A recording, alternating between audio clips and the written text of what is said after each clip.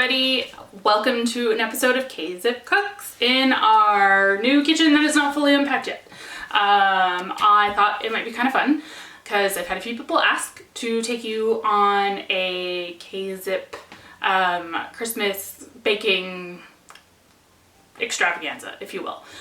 We're gonna do chocolate chip snowball cookies today.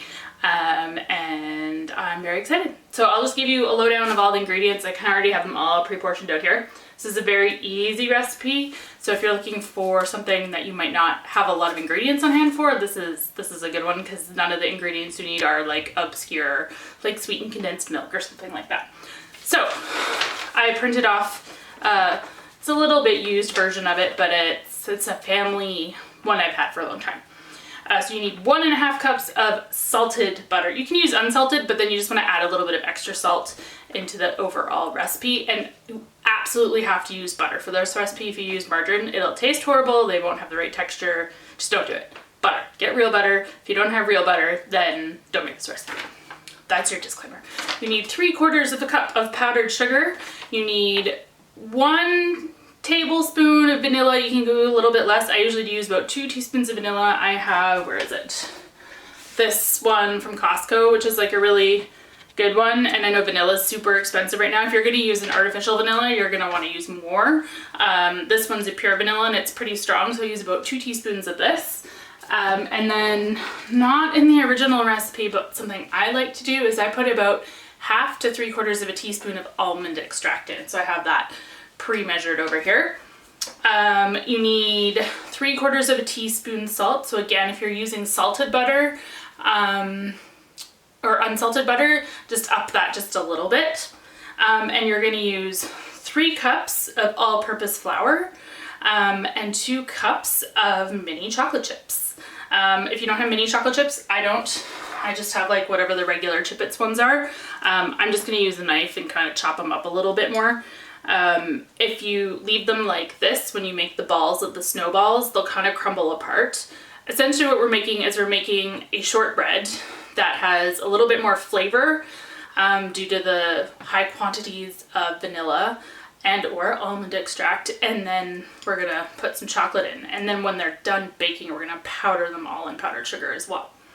And then aside from that, all you need is a little bit of extra powdered sugar to dust the little snowball cookies with afterwards. So that's all you need. I've got all my stuff rearranged or pre-arranged here. So I'm going to change camera angles now so you can get a little bit more of a top-down view as I mix stuff together, and I will talk you through it as we go. All right, so we've got a bit of a different camera angle. It's going to be a little of me playing around these days, but just trying to get a better angle here. I will say you're going to preheat your oven to 375 degrees. And I apologize if you hear a cat in the background. I will throw up a picture of him here. Mr. Felix is staying with us for a good portion of the winter this year. All right, so we're gonna start with our butter. We're going to put it in here. It should be a little bit pre-softened.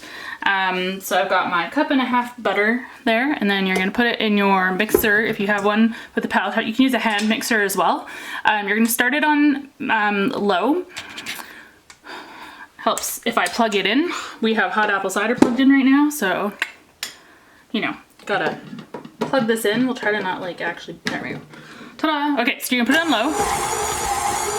It'll be a little bit noisy. And gradually you're gonna speed up how fast it's going.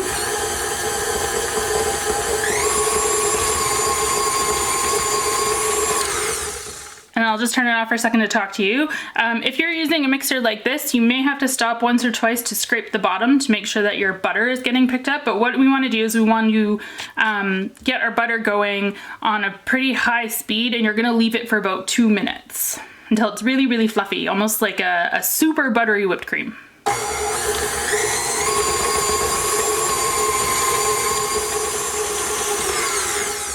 So it's already starting to look a little bit more, you can see it's a little bit more fluffy. We're not quite there yet though, and you can see I've got a big chunk. Well, if I don't put my arm in the way, you can. There's a big chunk stuck at the top there. I do not have the camera and budget to do fancy videos like Claire Saffitz for any of you who are food blogger aficionados or people who like to watch that. Okay, so I've kind of given it a stir around and made sure that there's nothing kind of stuck on the bottom of my butter bin thing. Whatchamacallit? Bowl. This is where you get to see my good English again. I'm sure you've all missed that. All right, so we're gonna put it back on. We're gonna whip it some more.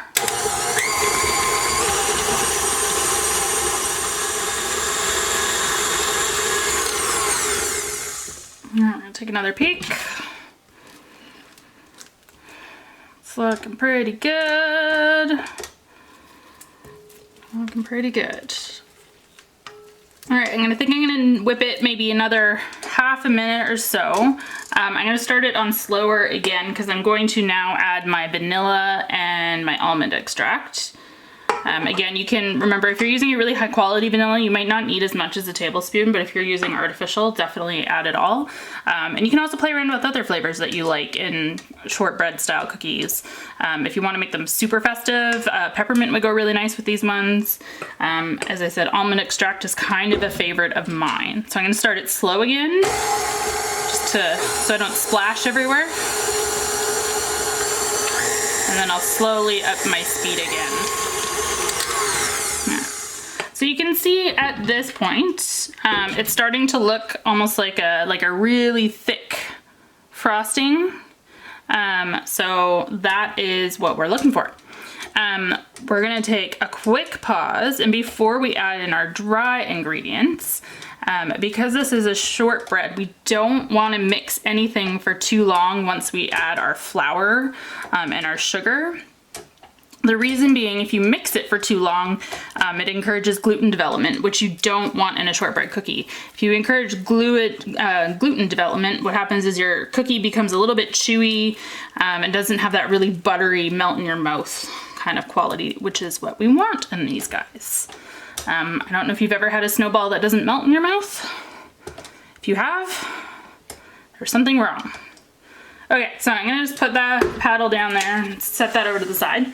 I will say in this bowl here, I've put all my flour, my icing sugar, and my little bit of salt, and I've just kind of given it a fork through. You can also, especially if there's any lumps at all, I'd recommend sifting. Sometimes, especially with powdered sugar, if it's been sitting, or icing sugar for a while, it can get a little bit lumpy, so you can sift it. I pre-sifted everything into here, so I'm just incorporating it all so that it's evenly mixed with the flour. So that's that. So before we add it though, as I said, we're gonna get our chocolate chips, and I'm gonna probably do this in like a couple batches because there's a lot of chocolate chips. I might use my old butter bowl there. I'm just gonna give them a little bit of a chop so that they're not all so big. You can get the mini chocolate chips work really well. I'm just using what I had on hand, so I don't have mini chocolate chips. I actually don't know if I've seen them for a while at the grocery store. Mind you, I'm not the one that does most of the grocery shopping these days. Yeah. If you guys have favorite recipes that are popular in your household at this time of year, I would love to hear what those are, or if you have requests. Somebody emailed me or messaged me on Instagram and said that they would love to see me do pumpkin pie. I'm apologizing in advance, Joanne, that I don't like pumpkin pie. I'm not a huge fan of pumpkin unless it's like chocolate chip pumpkin cookies, then I like pumpkin. I'm not a huge fan of pumpkin, so I don't actually make pumpkin pie. I like all the spices in pumpkin pie, but I don't actually like pumpkin pie very much. So I probably won't do that one unless my family is like, oh my gosh, you must make pumpkin pie for Christmas. Then maybe you'll get in on that, but I won't be able to endorse it because I don't really like the flavor of pumpkin. So I don't know, how do chefs and people deal with that if they don't like a particular food but need to cook it for either their livelihood or something? Or do you just develop a palate that's like more sophisticated than mine? Okay, so I got a mixture of bigger and smaller pieces. I'm gonna shove that in my extra bowl here. And I'm gonna do the same now with this last part.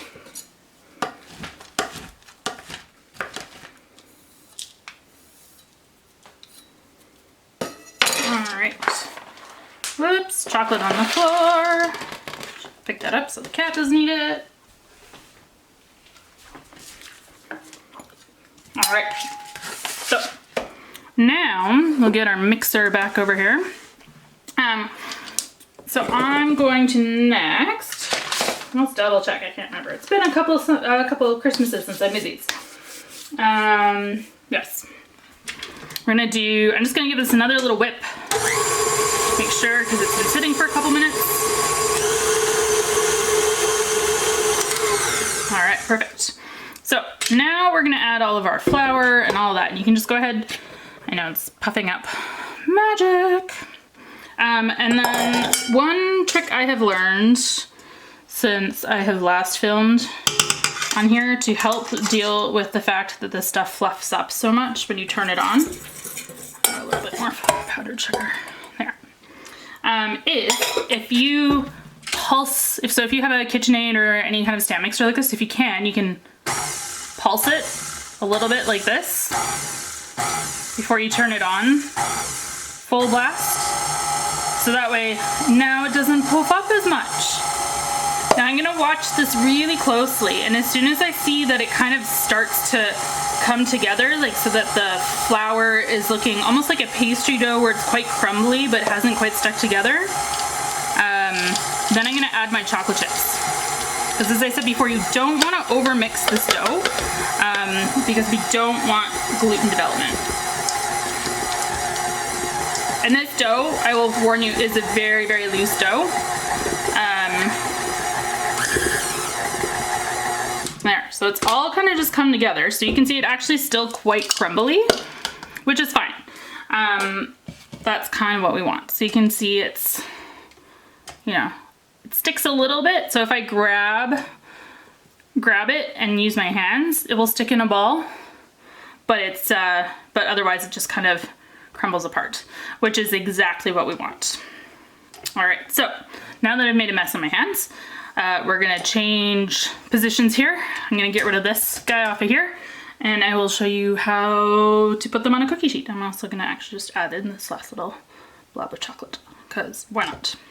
Also, this dough is really tasty, so don't mind me while I just eat some random raw dough. All right, I'll be right back. All right, welcome back. So what I've done is I've got a cookie sheet here and I've lined it with some parchment paper. If you don't have parchment, you can just lightly grease, or if you have a non-stick pan, you don't need to grease at all. And then I have my, it's a little bit bigger than a 1 tablespoon scoop. I like big ones, so I go big. And then I just simply, as I scoop, I push into the side of the bowl and that kind of pushes the dough together. And then I just check and see, oh, I got a little bit of butter off the side. That really isn't quite incorporated, but that's okay. So you've got like a big ball like that. And then if you need to form it a little bit more, I think these ones I'll probably end up having to hand roll a little bit. If the dough crumbles too much, you can always pop it in the, or sorry, not if it crumbles, but if it melts too much, you can always pop it in the fridge. But this is at least a good way to kind of like making sure you have evenly measured amounts. I like this scoop a lot. For a lot of my cookies that are a little bit more of a delicate one, I like to use this scoop because it kind of helps. But yeah, like shortbread, there's not a whole lot going on with the actual dough, so to hold it together, so it is a very crumbly dough. So these guys just need a little bit of extra help, kind of hold their shape. Also, the amount of chocolate chips we put in makes it also not want to stick, because the chocolate chips have nothing in them that make them want to stick to anything. So yeah. So we're just gonna go, and they don't really spread out at all. They stay pretty ball shaped, which is what we're going for. So don't feel like you have to spread them out tons. You can do, actually on this cookie sheet I could probably do 3. I do 1, 2, 3 would be fine. I'll do that. Why don't I do that? And then I will continue rolling. And I'll either speed this up or jump ahead. All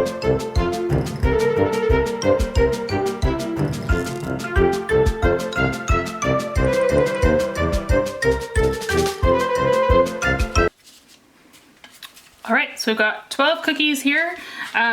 What I like to do is, I typically, because there's just me and Chris here, I don't need to eat more than this many cookies in one go. So what I will do is on another cookie sheet, also lined with parchment, is I will do out a whole bunch of balls of this stuff and just like put it all kind of like that. And then I'll throw them in the freezer and freeze them really, really good. And then you just throw them into a Tupperware or a bag, and then you can just pull them out and cook them whenever you need fresh cookies.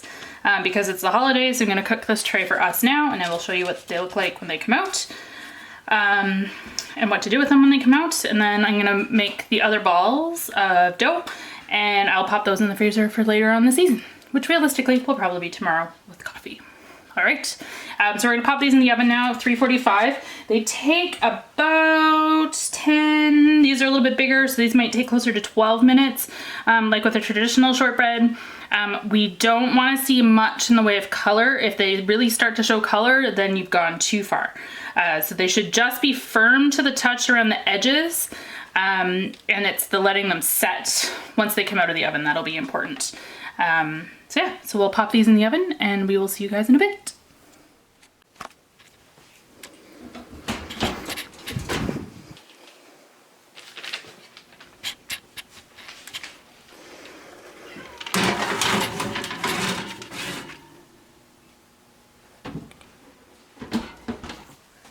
And here are our cookies.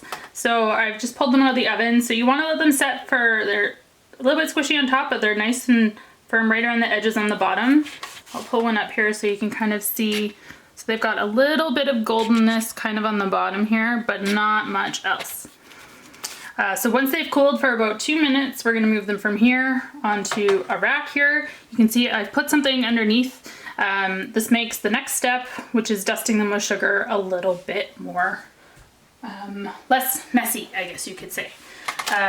Easier to clean up from. So I'm going to transfer these. I'm gonna try to keep them as much as I can kind of in the middle of the rack, just so that way they hopefully won't get too much sugar all over the counter.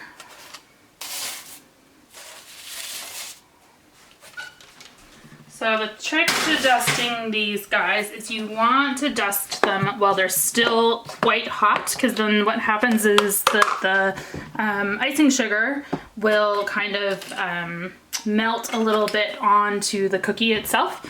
So I'm going to use just like a basic sieve. I'm going to take a couple spoonfuls of icing sugar. I'm just going to generously coat all the cookies here. My icing sugar survived our heat dome that we had this summer, so it's a little bit grainy, so that's why I'm using a spoon to kind of help it go out a bit. I have seen before people will also put the cookies once they're a little bit more set, not quite as hot. They'll like toss them in a bag full of icing sugar. I have found in the past when I have done that I tend to just break them, which is great if you want to just have an excuse to eat a whole bunch of cookie crumbs. But if you want to actually present them or put them out somewhere for people to see, I recommend doing something more like this. A little bit more on that one.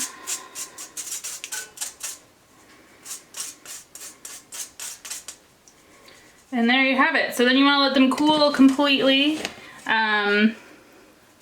Probably get a little bit more coverage on it, but the icing sugar will kind of melt. But these ones are definitely ones you want to let cool before you bite into. So there you have it. Chocolate chip snowball cookies. Delicious and oh so addictive.